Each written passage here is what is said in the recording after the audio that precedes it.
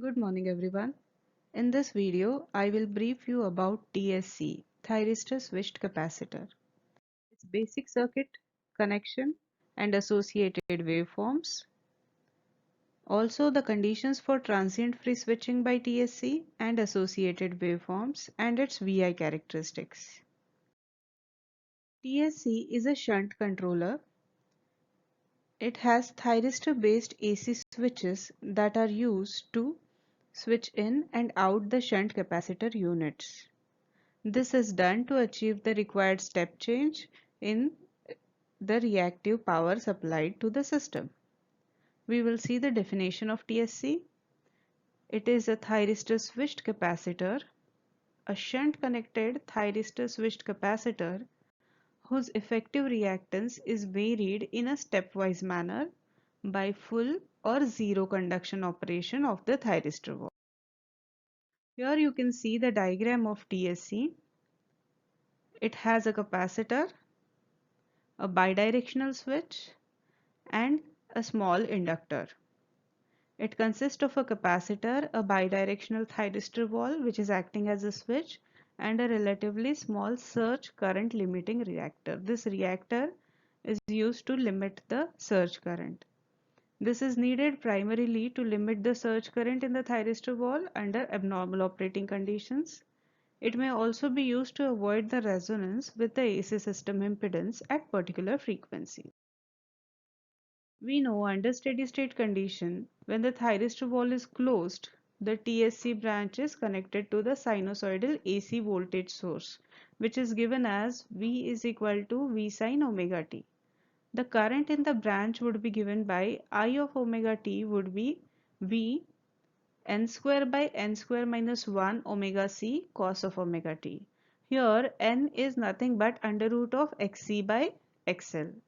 The TSC branch can be disconnected at any zero current by prior removal of the gate drive to the thyristor wall. At current zero crossing, the capacitor voltage is at its peak value. So when the current is crossing natural zero, at that time the capacitor voltage is at its peak value, which is given by Vc at I is equal to 0 is V n square minus 1. Here we can see that the disconnected capacitor stays charged to its voltage, and the voltage across the non-conducting thyristor wall varies between 0 and peak to peak value of the applied AC voltage. So this is when TSC is on, and when TSC is off, this will be your voltage across the switch. This is your voltage waveform.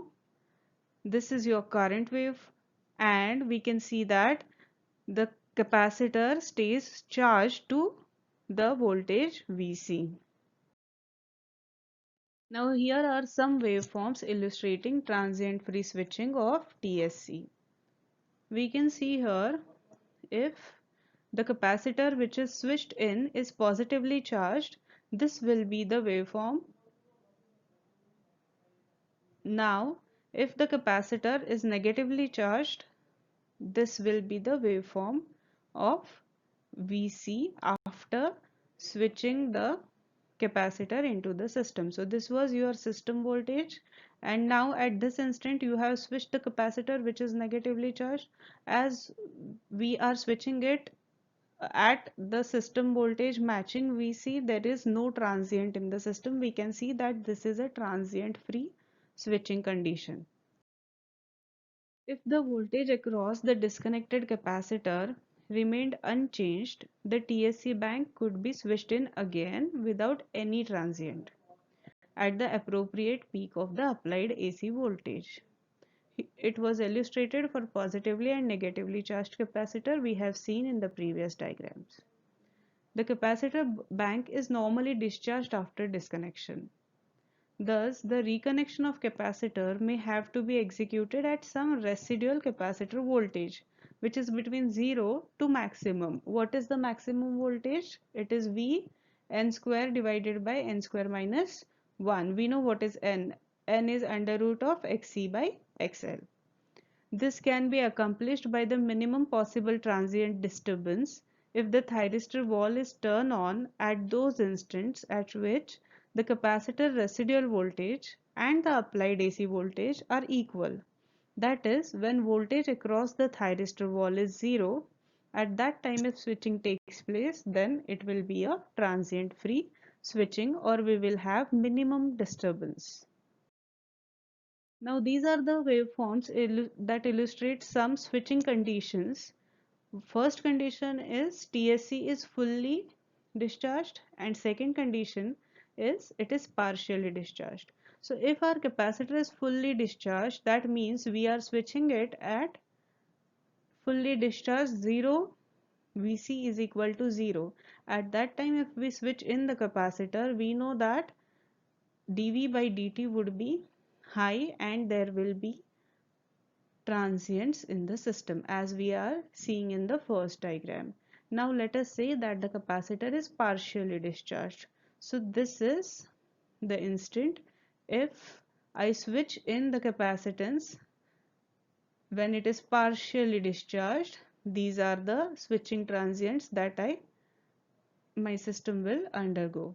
You can see that there are more transients observed by the system when capacitor is fully discharged in comparison to the capacitor partially discharged.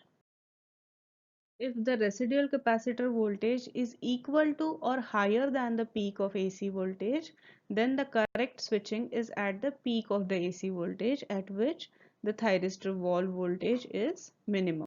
So here you can see that if Vc is greater than V, then I need to do it. If Vc is anyway greater than V, what I have to do is I will switch at this instant when V is at maximum in order to get the minimum dV by dt possible. This is obtained when the voltage across the switch is minimum. So these two are the conditions for transient free switching of a capacitor. The maximum possible delay in switching the capacitor bank is one full cycle of the applied AC voltage, that is the interval from one positive peak to the next positive peak or one negative peak to the next negative peak. It also follows that the firing delay angle control is not applicable to the capacitors. The capacitor switching must take place at the specific instant in each cycle at which the condition for minimum transients are satisfied. When the voltage across the thyristor wall is zero or minimum, that is the instant at which the capacitor should be switched. For this reason, the TSC branch is provided only by a step-like change in the reactive current it draws. That is either maximum or zero. Always a step-like change is observed. Unlike in TCR where we had seen that the delay angle control was giving you whatever is the required amount. It was not either switched in or switched out. The reactor current could be controlled in the desired way. Here, this capacitor switching can be either in or out. Operating characteristics of TSC. Here, TSC branch represents a single capacitive admittance which is either connected to or disconnected from the AC system. The current in the TSC branch varies linearly with the applied voltage according to the admittance of the capacitor. So here we can see the VI plot. So this is the maximum capacitor voltage, this is the maximum capacitive current, and BC is the admittance of the capacitor. The maximum applicable voltage and the corresponding current are limited by the ratings of TSC components, that is the rating of capacitor and the thyristor wall. Thank you.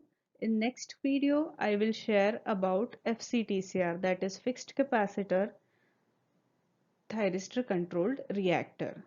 Thank you for watching the video.